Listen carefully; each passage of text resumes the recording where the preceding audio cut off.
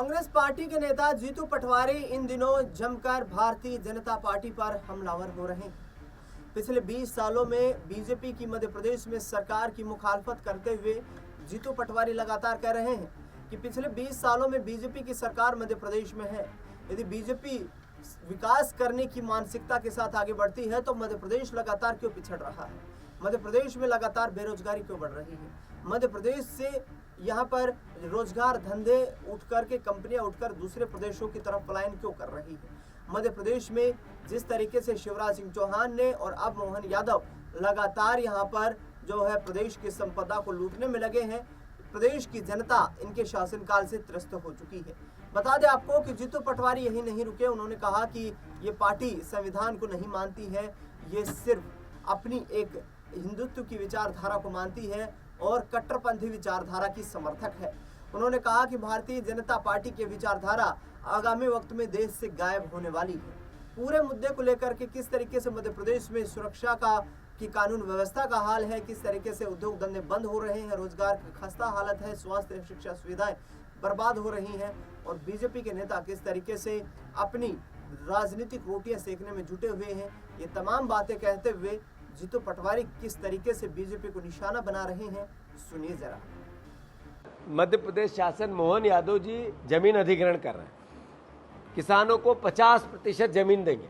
वहीं पे साधु संतों के आश्रम है, वहीं पे ब्राह्मण और मंदिरों की जमीनें हैं, वहीं पर और भी ब्राह्मण देवताओं का अलग अलग तरीके से अपना, चूँकि धार्मिक नगरी है तो उन्होंने अपनी संपत्ति बनाई है। सारे ब्राह्मणों के एक प्रतिनिधि मंडल मेरे पास आया और उन्होंने आग्रह किया है कि जीतू भैया ये हमारी लड़ाई लड़ो।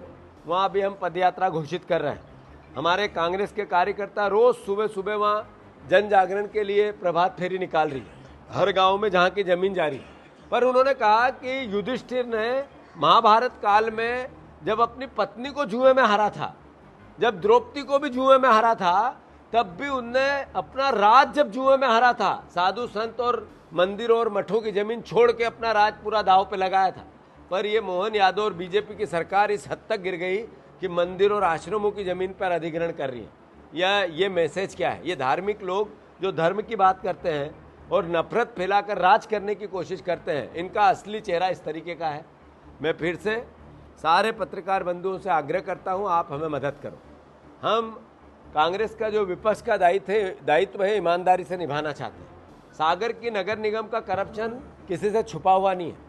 यहाँ का पार्षद जितने यहाँ कर्मचारी है उसमें से 30% जो कर्मचारी है भाजपा के नेताओं के यहाँ काम करते हैं और उसका बोझ कौन उठाता है? सागर की जनता उठाती है। यहाँ पर जितना एक पार्षद के एरिया में काम होता है, जैसा अपने बड़े नेता इनके करप्शन करते हैं, वैसे ही पार्षद और नगर निगम के हमारे नेता भी करने लगे हैं। हर चीज़ में 30% कमीशन, 15-15 करोड़ रुपया एक विधायक को भारतीय जनता पार्टी दे रही है, जो और कांग्रेस के विधायकों को नहीं दे रही है। यही लोकतांत्रिक मर्यादा और मूल्यों की हत्या कर रही है। उन 15 करोड़ का विधायक जब अपने सरपंच को भी पैसे देता है तो 30% कमीशन मांगता है। एक सरपंच, आपको मैं सबको चुनौती देता हूँ, पूछ के बता दो अगर नहीं मांगता हो, कोई बिना सरपंच विधायक से बिना कमीशन लिए अगर फंड जारी करा ले।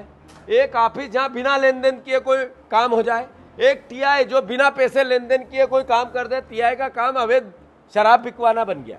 एसपी, डीएम सब पैसे दे के आते हैं।